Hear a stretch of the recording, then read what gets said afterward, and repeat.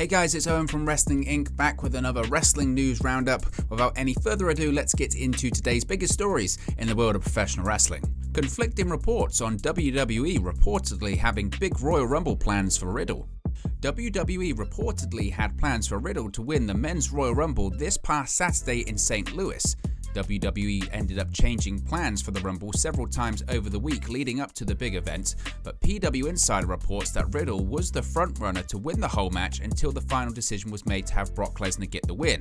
At one point, there was a pitch for hometown star Randy Orton to win the Rumble as well, but Riddle was still set to win until they went with Lesnar.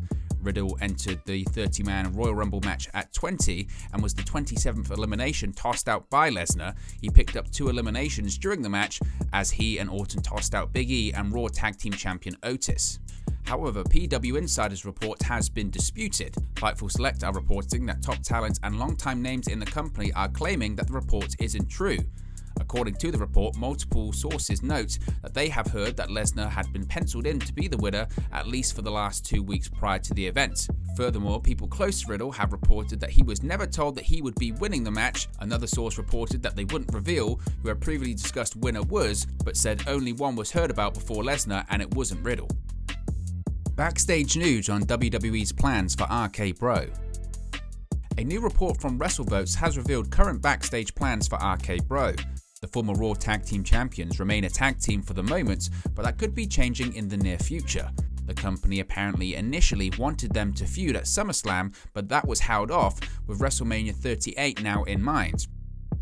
The tweet said, quote, WWE had plans since the pairing began last spring for Riddle vs Randy Orton at SummerSlam, which didn't happen. Plan was to hold off until Mania. I'm told now only a handful of creative members want to split them, with the idea that if the match happens, it should be for the WWE title. It was recently reported that the original plan for the Men's Royal Rumble match would have RKOBro member Riddle win. This was then changed for Brock Lesnar to get the victory, pushing his storyline with Roman Reigns. However, this report has since been disputed by Fightful Select. Backstage news regarding heat on Shay McMahon and WrestleMania 38 plans. A new report has provided more information on WWE's plans for Shay McMahon, who made his return to WWE at the Royal Rumble, entering as number 28, lasting just over 5 minutes in the match. It has since been claimed that he is set to be at WrestleMania 38 in some capacity. On the latest edition of Wrestling Observer Radio, Dave Meltzer noted that originally Shay McMahon was supposed to be part of the upcoming Elimination Chamber match. This is taking place for the WWE Championship in Saudi Arabia this month. The idea is that it would set up a storyline between him and Seth Rollins. That is because WWE had planned to have Shay McMahon feud with Seth and for the two men to face each other at WrestleMania 38.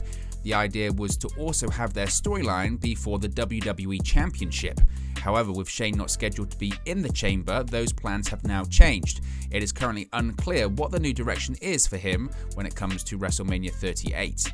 On top of that, there is reportedly a lot of heat on Shay McMahon backstage following the Royal Rumble. He was the lead producer for the Men's Rumble match, and a lot of ideas were changed throughout the day. Dave Meltzer has received a lot of offhanded remarks about him since that point. In previous years, Shane has been involved in producing the match, but this year he took on a lead role for that. Apparently, he ended up rubbing people the wrong way on the day in regards to his production. Right now, there are no more advertised appearances for Shay McMahon in WWE. However, if he is to appear at WrestleMania in April, he will likely pop up again in the coming weeks. Brock Lesnar to make Elimination Chamber debut, Lesnar's WrestleMania 38 opponent revealed. Brock Lesnar is set to make his debut inside the Elimination Chamber more than 1 month before he challenges WWE Universal Champion Roman Reigns at WrestleMania 38. Last night's Raw opened with Adam Pearce talking about the WWE title Elimination Chamber match on Saturday, February 19th in Jeddah, Saudi Arabia, which will see new WWE Champion Bobby Lashley defend his title in the chamber against 5 challengers. Lashley and MVP interrupted Pearce and voiced frustration with the chamber match. Lesnar then interrupted Lashley in his ring gear and challenged Lashley to a rematch for the title on Raw that very evening. He also went with Reigns as his WrestleMania 38 opponent and warned Lashley that his match with Reigns at WrestleMania will be a title versus title match because he plans on winning the WWE Championship before then. Lashley and MVP denied Lesnar's request for the match despite the constant taunting and name-calling by the Beast. They made their exit while Pierce continued talking about the Elimination Chamber. Lesnar said he wants in the Chamber match and Pierce made it official. This will be Lesnar's first Chamber match in his career. WWE title Elimination Chamber match participants revealed. The 6-man Elimination Chamber for the WWE Championship has been finalized. As noted, WWE announced yesterday that new WWE Champion Bobby Lashley will defend his championship against 5 challengers at the WWE Elimination Chamber event on Saturday, February 19 inside the Chamber structure. It was then announced during the start of last night's Raw that Brock Lesnar will be joining Lashley inside the Chamber, his first ever appearance inside the steel structure.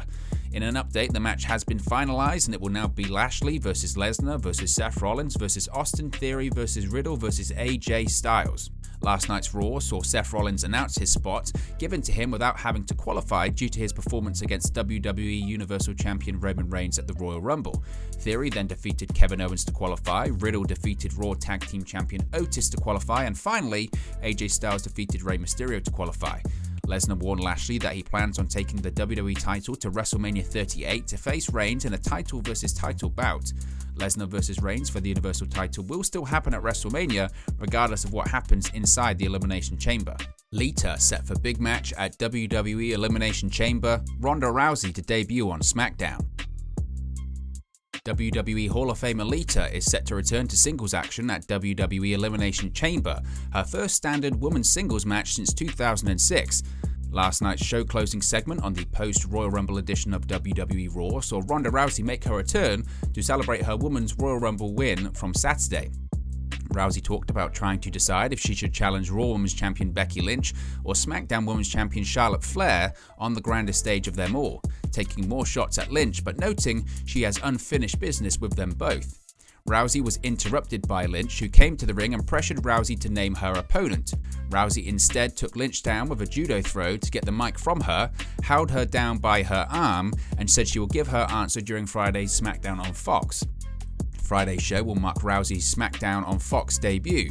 Rousey vs. Flair is expected to take place at WrestleMania 38, so it'll be interesting to see what they do on SmackDown to get that match. After Rousey made her exit, Lynch recovered and took the mic but was quickly interrupted by WWE Hall of Famer Lita, who came out to a huge pop.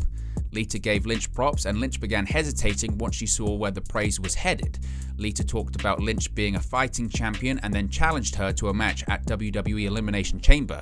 Lynch first denied the challenge, but Lita asked if she was afraid, and that didn't sit well with big-time Bex. Lynch then accepted the challenge, and the match was made for Elimination Chamber. Matt Hardy confirms Jeff Hardy's clean drug test and WWE's Hall of Fame offer. On his Mattitude Monday stream on his Twitch channel, AEW star Matt Hardy provided an update on his brother Jeff Hardy.